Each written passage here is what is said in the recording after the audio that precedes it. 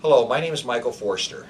I'm the head of the banking department of the St. Louis law firm of Sandberg, Phoenix, and Von Goddard. This video is a short discussion of issues involving letters of credit issued by banks. The first thing to remember about letters of credit is that it actually involves two separate contracts. The first contract is between the bank and the beneficiary. Under this contract, the bank agrees to pay the beneficiary if the draw terms are met. The second contract is between the bank and the bank's customer.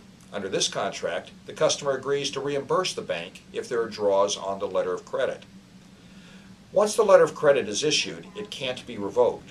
Therefore, the bank has to focus very carefully on the repayment terms to assure that it can collect back from its customer if there is a draw.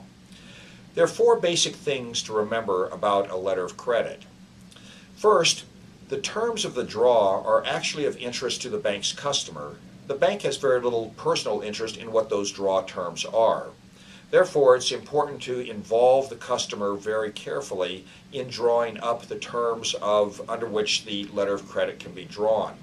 The customer has to be sure that those terms are clear and complete, and the customer understands what those terms are.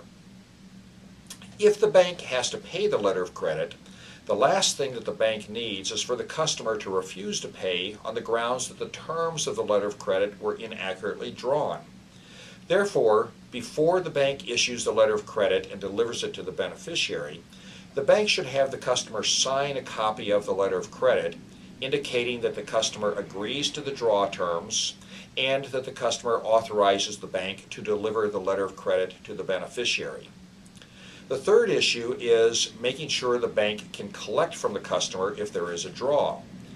This is usually done through one of two documents. One is a letter of credit application, and the other is a promissory note. The bank can use either one of these. If the bank uses a letter of credit application, the bank should assure that the basic terms of repayment are in the application form. That is, when does the draw have to be repaid to the bank?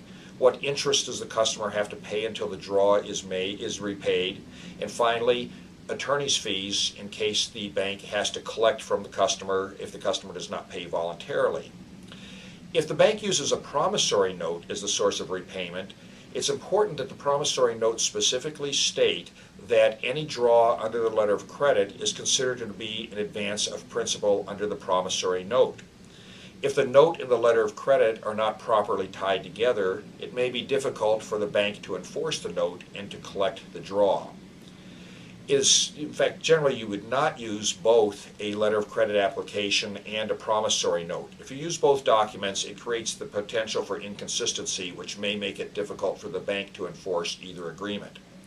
Finally, the bank should collateralize either the note or the letter of credit application the same as the bank collateralizes any other debt instrument. We hope this information is of use to you. If you'd like to see other information regarding banking topics, please feel free to visit our website.